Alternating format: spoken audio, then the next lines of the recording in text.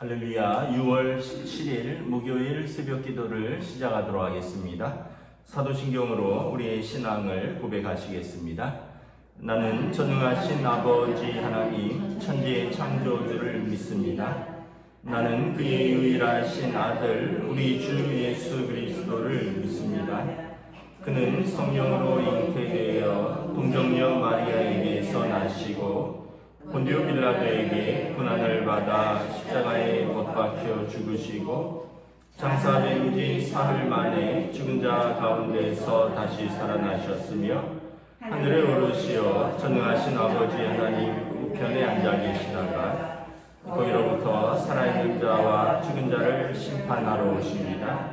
나는 성령을 믿으며 거룩한 공교회와 성도의 교제와 죄를 용서받는 것과 몸의 부활과 영생을 믿습니다.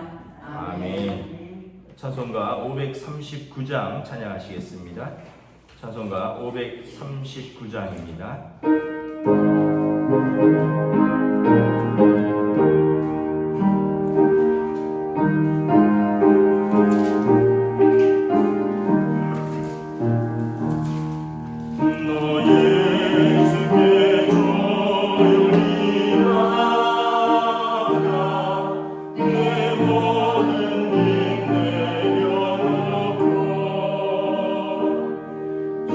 십자가 사랑을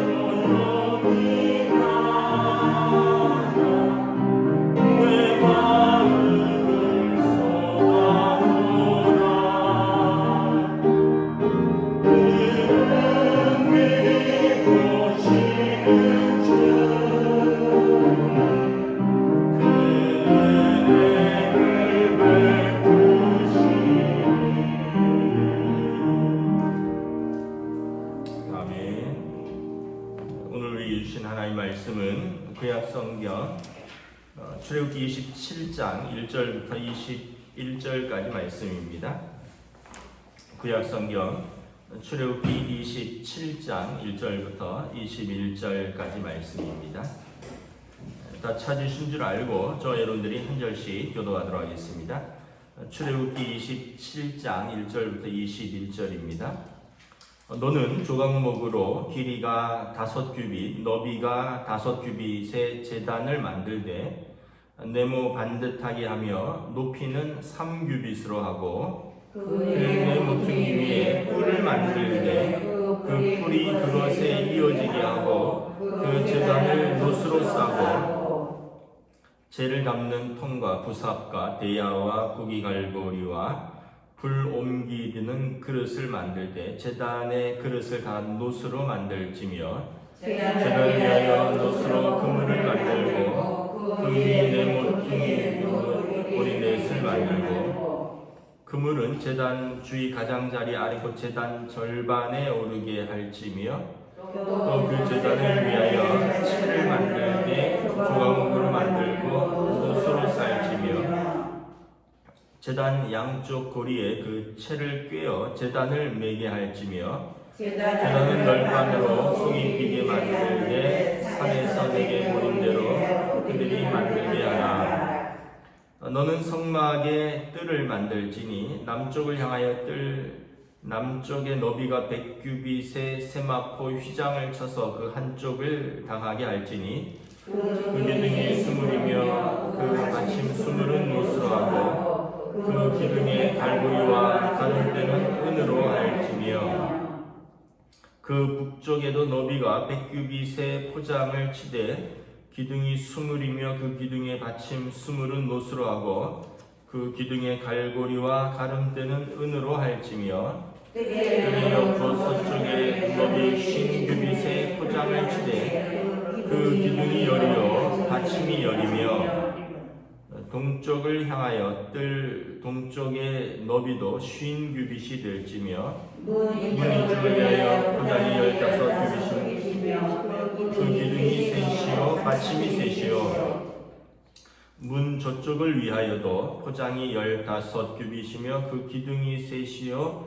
받침이 셋이며 뜰문을 위하여는 청색, 자색, 홍색 실과 가늘게 본 대실로 수놓은 짠 20규빗의 휘장이 있게 할지니 그 기둥이 넷이요 받침이 넷이며 뜰 주위의 모든 기둥의 가름대와 갈고리는 은이요 그 받침은 노시요 뜰의 길이는 100규빗이요 너비는 50규빗이요 세마포 휘장의 높이는 5규빗이요 그 받침은 노시며 성막에서 쓰는 모든 기구와 그 말뚝과 뜰의 포장 말뚝을 다 노스로 할지니라. 너는 또 이스라엘 자손에게 명령하여 감나무로 짠 순수한 기름 등불로 하여 네게로 가져오게 하고 끊이지 않게 등불을 켜되 함께 읽습니다. 아론과 그의 아들들로 회막한 증거의 앞 휘장 밖에서 저녁부터 아침까지 항상 여호와 앞에 그 등불을 보살피게 하라. 이는 이스라엘 자손이 대대로 지킬 규례입니다. 아멘. 할렐루야. 네, 오늘 새날이 시작되었습니다. 주님께서 주시는 은혜와 평강이 가득한 복된 날 되시기를 축복합니다. 계속해서 성막의 내용인데 1절부터 이렇게 보면 제단에 관한 내용이 있습니다. 제단은 이제 짐승을 잡아서 각을 떠서 그 위에 올리고 태우는 장소입니다. 그래서 1절에 보면 역시 이 조각목 아카시아 나무를 잘 다듬어서 길이와 너비가 5규빗씩 이제 정사각형으로 만드는 거죠. 그래서 정사각형의 네모 반듯하게 하고 높이는 3규빗으로 하고 그러니까 이제 약 그렇게 이제 한 규빗이 그 한 손끝에서 팔꿈치 정도로 이렇게 보면 한 50cm 정도, 한 그 정도 조금 안 될 겁니다. 한 45cm 정도 한 규빗이. 그러면 좀 계산하기 좋게 50 정도로 잡으면 높이는 한 1m가 1m 좀 넘겠죠. 높이는 한 1m 50 정도 되고 넓이와 길이는 한 2m 50 정도 되는 정사각형의 제단을 만들고요. 그 제단 사면에는 뿔을 만듭니다. 그래서 제단의 뿔을 만들어서 이렇게 모퉁이에 노스로 싸고, 그리고 이제 제단의 부속 기구로 재를 담는 통, 또 부삽, 대야, 고기 갈고리, 불 옮기는 그릇. 이제 제단은 그 위에 고기를 얹어 놓고 불로 태우는 것이라 그랬죠. 그러니까 이제 불을 태우면 재가 떨어질 거고, 재를 담는 통이 있어야 되고, 또 부삽이 있어야 되고, 대야, 갈고리, 고기 갈고리, 불 옮기는 그릇, 이런 것들은 다 노수로 해라. 이제 불에 강한 재료인 금이나 은이 아니라 노수로 한다는 거죠. 또 제단을 위하여 노수로 그물을 만들고 그 위 네 모퉁이에 놋고리 넷을 만들고, 이 통 안에 고기를 얹어야 되니까 이제 쇠로 만든, 노수로 만든 그물이 있어야 되죠. 그물은 그물 위에 고기를 얹는 거니까. 그러니까 제단 절반쯤에 그물이 오도록, 그러니까 이 제단이 아까 한 높이가 예를 들면 1m 50 정도 된다 했으니까 그 절반쯤에 그물을 만들어서 위에 고기를 얹고 재는 밑으로 떨어지게 되겠죠. 그래서 이 제단도 이제 다 채를 꿰일 수 있도록 해서 제사장들이 매게끔 되어 있는 것입니다. 제단의 용도는 무엇이냐 하면, 말씀드린 대로 이 번제와 화목제, 이런 속죄제, 속건제의 염소와 황소, 이런 그 제물을 잡아서 피는 제단 밑에 흘리고 쏟아 붓고, 그다음에 이 각을 떼죠. 고기와 뼈를 분리해서 이 고기들을 얹어 놓고 불을 피워서 태워서 하나님 앞에 올려드리는 것입니다. 그래서 이 번제단의 그 용도는 하나님 앞에 온전한 헌신, 희생, 또 그로 말미암아 하나님께 짐승이 죽음으로 인해서 하나님께 나아가는 길이 열리는 것이죠. 그래서 그 제단을 통해서, 제단이 뜰에 들어가면 제일 먼저 있습니다. 문을 통과할 때 문에서 제사장에게 제물을 가져온 사람이 제물을 넘겨주죠. 제물을 넘겨줄 때 회막 문에서 그 제물의 머리에 안수를 합니다. 그래서 제물을 가져온 사람의 죄를 이 제물이 대신 가지고 가는 겁니다. 그리고 그 제물이 그 밑에서 죽는 것입니다.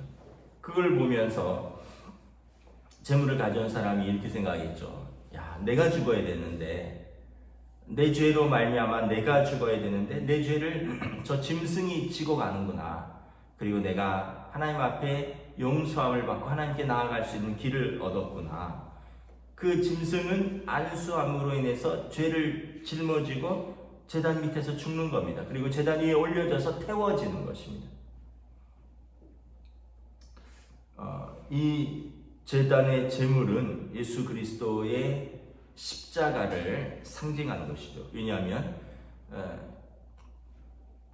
그 백성이 죄를 짊어지고 와서 대신 죽음으로써 하나님과 화목하게 하고, 또 그 희생의 제물로서 하나님께 나아갈 수 있는 길을 열어주는 이 제단과 이 제단의 제물은 예수 그리스도의 십자가를 상징하는 것입니다. 그래서 성경에 보면 율법은 장차 올 좋은 일의 그림자라, 히브리서 말씀입니다. 그래서 이 염소와 이 그림자인데, 염소와 황소의 피가, 송아지의 피가 아니라 오직 예수 그리스도 자기의 피로 영원한 속죄를 이루사 단번에 성소에 들어가게 하셨느니라. 염소와 황소의 피와 암송아지 죄를 부정한 자에게 뿌려 그 육체를 정결하게 하여 거룩하게 하거든 하물며 영원하신 성령으로 말미암아 흠없는 자기를 하나님께 드린 그리스도의 피가 어찌 너희 양심을 죽은 행실에서 깨끗하게 하고 살아계신 하나님을 섬기게 하지 못하겠느냐. 다시 말하면 이 제물이 죽음으로 인해서 그 피로 말미암아 그 피로 그 제물을 가져온 사람의 이제 죄가 용서받고 깨끗게 된다면 여러분 짐승의 피가 그럴진데 하물며 영원하신 성령으로 말미암아 흠없는 자기를 하나님께 드린 그리스도의 피가 어찌 우리를 깨끗게 하지 못하겠느냐라는 것입니다. 그래서 이 제사는 이제 해마다 드렸던 거죠. 황소와 염소의 피가 능히 죄를 없이 하지 못한다는 거죠. 왜냐하면 해마다 드려야 되니까, 올 때마다 드려야 되니까. 그래서 하나님이 제사와 예물을 원하지 아니하고 오직 나를 위하여 한 몸을 예비하셨도다. 주께서 제사와 예물과 번제의 속죄제는 원하지 아니하시고 그 기뻐하시지도 아니하셨고 그 후에 말씀하시기를 내가 하나님의 뜻을 행하러 왔나이다. 첫째 것을 폐하시면 둘째 것을 세우시려 하십니다. 첫째 번 것은 구약의 제사입니다. 구약의 제사는 일시적인 것이고 그래서 반복되는 것인데 이 구약의 제사를 폐하시고 둘째 것, 이 뜻을 따라 예수 그리스도의 몸을 단번에 드리심으로 말미암아 우리가 영원히 거룩함을 얻었다라는 것입니다. 그래서 제사장마다 매일 서서 자주 섬기며 자주 같은 제사를 드리되 이 제사는 언제나 죄를 없이 하게 못하거니와 왜냐하면 영원토록 죄를 없게는 못하는 거죠. 다음에 올 때 또 제사를 드려야 되니까. 왜냐하면 또 죄를 지었으니까. 오직 그리스도는 죄를 위하여 한 영원한 제사를 드리시고 하나님 우편에 앉으셨다. 그래서 이 제사는 영원한 효력을 지니는 단번에 드려진 하나님의 아들의 제사이다. 예수님의 십자가가 우리의 죄를 짊어진 이 십자가에 흘려진 피가 제단에 흘려진 동물의 피를 이제 완전히 대체하는 것입니다. 제단 위에서 죽어서 희생하고 태워지는 이 희생 제물을 예수님이 완전히 대체하는 겁니다. 그래서 여러분 우리가 이거를 깨달으면 얼마나 큰 은혜를 입은지를 알 수 있죠. 우리의 죄를 구약에서는 맨날 짐승을 가져와야 됐어요. 1년에 몇 차례, 6월절이면 6월절에, 오순절이면 오순절에. 왜냐하면 그동안에 죄를 안 지었으면 모르겠지만 여러분 오늘 이렇게 새벽기도 끝나고 내일 새벽기도 올 때는 우리가 죄 안 짓습니까? 그렇게 우리가 다짐을 하지만 또 입술로, 마음으로, 또 행실로 우리의 크고 작은 죄를 짓잖아요. 그러나 그러면 또 새벽마다 또 와서 우리가 또 그 반복되는 예배를 드리는데 그게 우리의 죄를 깨끗게 하는 게 아니라 예수님께서 자기 백성을 위해서 제물로 한 번에 드리셨다는 거예요. 그걸 믿으면 우리는 얼마나 큰 은혜 가운데 살고 있는지 아는 거죠. 아멘. 사람들이 안 믿는 사람들은 모르는 사람들 아유 예수가 뭐 밥을 주냐 돈을 주냐 뭐 예수를 열심히 믿어. 예수님이 우리 죄를 용서하신 것이죠. 아니 여러분 밥과 돈이 뭐 중요합니까? 사람이 밥 먹고 사나요? 물론 이제 밥 먹고 살지만 여러분 사람이 떡으로만 사는 게 아니라 또 여러분 돈으로만 사는 게 아니라 우리 영혼이 살아야 되잖아요. 하나님 앞에 섰을 때 그 밥 먹고 돈 갖고 가는 게 아니라 우리의 그리스도의 보혈로 용서받은 하나님의 자녀됨의 권세로 나아가는 것이죠.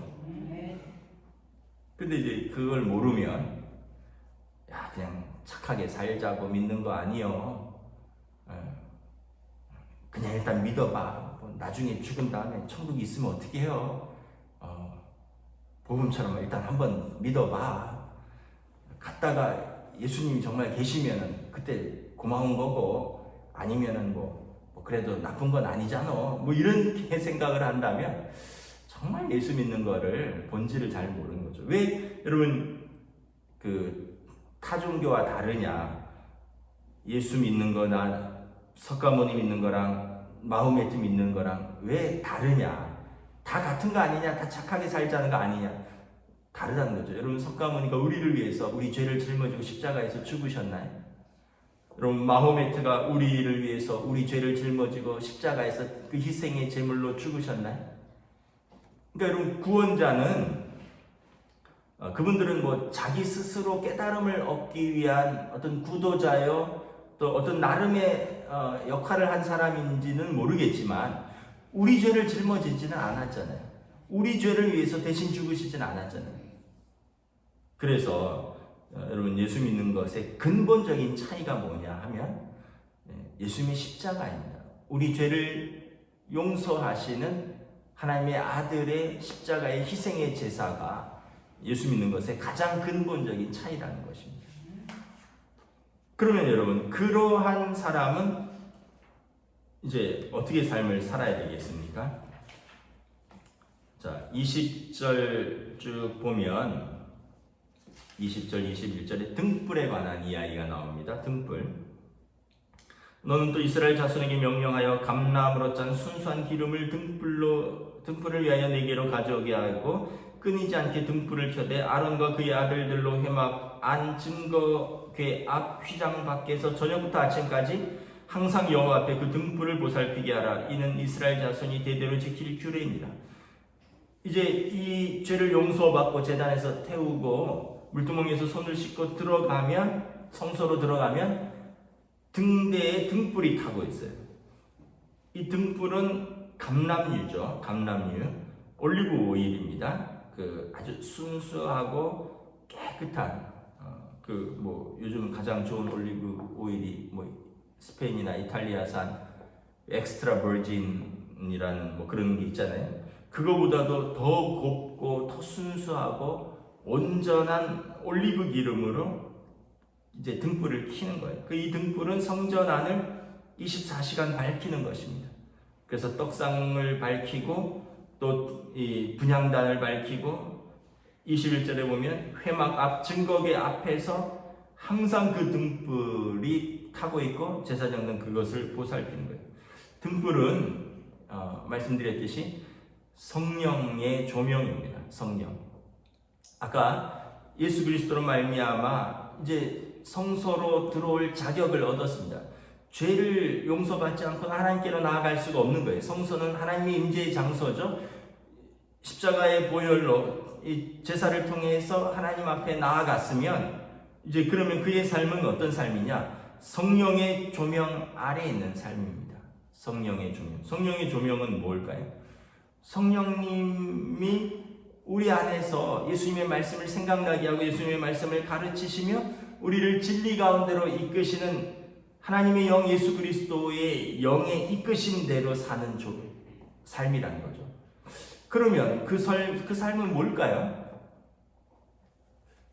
우리가 좀 성화의 삶, 성령 충만한 삶을 좀 오해하는 것 같아요. 어떻게 오해하느냐? 열심히 기도하고 열심히 심야 새벽 기도 처리하기도 하고 성경 쓰고 성경 읽고 성경 공부하고 이러면 성령 충만한 삶이라고 생각을 합니다. 성령 충만함에 나아가는 한 방법이죠. 삶은 뭐예요? 성령 충만한 삶은 그렇게 기도하고 그렇게 말씀 읽고 그렇게 말씀 쓴 것을 살아가는 삶이 성령 충만한 삶이에요. 그래서 에베소서에 성령 충만한 삶을 살라라고 말하는 거지 성령 충만만 하고 끝나라는 게 아니에요. 그렇게 해서 예수 그리스도의 십자가로 이 죄를 용서함을 받고 성령의 조명을 받는 사람은 그 삶을 살아가는 거예요. 기도한 대로 살려고 애를 쓰고 말씀을 읽은 대로 살려고 애를 쓰고 말씀을 쓴 대로 살려고 애를 쓰고 생활 속에서 성품에서부터 그리고 삶에서부터 성령 충만한 삶을 사는 거죠. 그런데 한국교회가 이걸 잘못 이해를 한 것 같아요. 막 방언도 하고 새벽 기도도 1년 내내 빠지지 않고 금요 심야에 제일 늦게까지 기도하고 손 들고 찬양하고 눈물 막 줄줄 흘리는데 집에 가서는 식구들한테 못되게 하고 이웃들한테 나쁜 욕이나 해대고 나쁜 짓이나 해대고 싸우고 막 부인 때리고 상 뒤집어 엎고 애들 학대하고 직장에서 나쁜 상사 되고 이웃과의 관계 다 깨지고 그리고 주일날 와서는 또 막 봉사하고 성가대 쓰고 막 기도하고 또 심지어는 목사로서 설교도 하고 집에 가서는 또 폭군 아버지, 못된 엄마, 못된 시엄마, 나쁜 자녀, 나쁜 아들, 딸, 그리고 직장 가서는 못된 상사, 상종하고 싶지 않은 이웃. 여러분, 그렇다면 예수님의 십자가의 은혜를 입은 삶, 성령 충만한 삶, 성령의 조명을 받는 삶이냐라는 거죠. 그게 말과 믿음과 삶이 전혀 다르게 가는 거예요. 여러분, 부탁드립니다. 성령 충만함은 성품에서부터 시작되는 거예요. 성품. 여러분들의 말, 여러분들의 작은 선택, 다른 사람을 대하는 태도, 여기에서부터 성령 충만함이 시작되는 거예요. 한번 나는 어떤 사람인 것 같은가 한번 깊이 생각해보고 오늘 하루 여러분 순종함으로 입술의 거룩함, 다른 사람에 대한 존중, 그리고 하나님 앞에서의 합당한 선택을 하며 오늘 하루를 순종을 하며 사시기를 저와 여러분들이 그러한 순종이 있는 삶이 있기를 주님의 이름으로 부탁드립니다. 그리고 그러한 삶이 이렇게 쌓이면 하루하루 쌓이면 어느 순간 그것이 우리 삶이 되는 거예요. 그것이 성화의 삶이 되는 것입니다. 그래서 좋은 사람이 구원받은 사람은 아니지만 구원받은 사람은 반드시 좋은 사람이어야 돼요. 우리가 생각할 때 저 사람 참 착하다. 예수 안 믿어. 착한 것과 예수 믿는 거는 또 좀 다르긴 한데 근데 예수 믿는데 저렇게 예수 믿으려면 안 믿는 게 낫다. 이렇게 얘기하는 사람들이 있어요. 그 예수 믿는 사람은 반드시 착한 사람이어야 돼요. 착한 사람이 예수 믿지 않는 사람일 수는 있어요. 원래 타고나기를. 그런데 예수 믿는 사람은 자기 십자가를 지고 자기의 성품과 그 모든 것을 십자가 앞에 못 박았기 때문에 예수 믿는 사람은 반드시 착한 사람이어야 합니다. 그 입술에서 다른 사람을 대하는 자세와 태도에서 관계에서 선한 열매가 맺혀야 되는 거예요. 성령 충만한 열매가 맺혀야 되는 것입니다. 그래서 예수 믿는데 저 사람 상종하기 힘든 사람이다 하면 뭔가가 잘못된 거예요. 성령님이 잘못되진 않았잖아요. 하나님의 말씀이 잘못되진 않았잖아요. 여러분, 예수님이 잘못 가르치시진 않았잖아요. 우리가 잘못 믿은 것입니다. 우리가 이거를 해결을 해야 된다. 한국교회가 이걸 해결하지 않으면 한국 사회로부터 신뢰를 회복할 수가 없고 손가락질을, 비난을 회복할 수가 없는 것입니다. 다른 여러 가지를 우리가 회복하려고 애를 쓰는데 이걸 삶에서 해결해야 됩니다. 오늘 하루 여러분 성령 충만한 그래서 여러분들에게 가까운 사람들에게 여러분들이 우리가 예수 믿는 사람이라는 것을 보여주는 믿음의 하루가 되시기를 주님의 이름으로 축복합니다. 아멘. 기도하겠습니다. 주님의 은혜를 감사합니다. 오늘 또한 말씀처럼 예수님의 그림자로서 번제단에서 짐승이 제물이 우리를 위하여 죽고 그 피를 제단 위에 쏟으며 제단 위에서 태워지는 이 짐승의 제사, 예수 그리스도의 흠없는 십자가의 희생의 제사를 그림자로서 설명하고 있습니다. 예수님께서 십자가를 지심으로 우리의 죄를 용서받고 우리가 하나님 앞에 나아가는 길이 열렸습니다. 또한 그 성전 안에 분향 그 등불이 있어서 24시간 순전한 기름 가운데 타오르며 성전을 성전되게 밝힐 수 있는 것처럼 성도의 삶은 성령의 조명을 받고 성령님의 인도하심을 따라 예수님의 말씀을 생각나게 하고 그 예수님의 말씀을 우리에게 가르치고 우리를 진리 가운데 인도할 때 우리가 순종하며 나아가는 삶이 성령 충만한 삶인 줄 믿습니다. 이 성령이 충만한 열매를, 성령 충만함의 9가지 열매를 맺을 수 있는 우리들의 삶이 될 수 있도록 성령님 오늘도 이끌어 주시고 우리는 순종으로 반응할 수 있도록 함께하여 주시옵소서. 감사를 드리오며 우리 주 예수 그리스도 이름으로 기도드리옵나이다. 아멘. 하늘에 계신 우리 아버지, 아버지의 이름을 거룩하게 하시며 아버지의 나라가 오게 하시며 아버지의 뜻이 하늘에서와 같이 땅에서도 이루어지게 하소서. 오늘 우리에게 일용할 양식을 주시고 우리가 우리에게 잘못한 사람을 용서하여 준 것 같이 우리들을 용서하여 주시고 우리를 시험에 빠지지 않게 하시고 악에서 구하소서. 나라와 권능과 영광이 영원히 아버지의 것입니다. 아멘.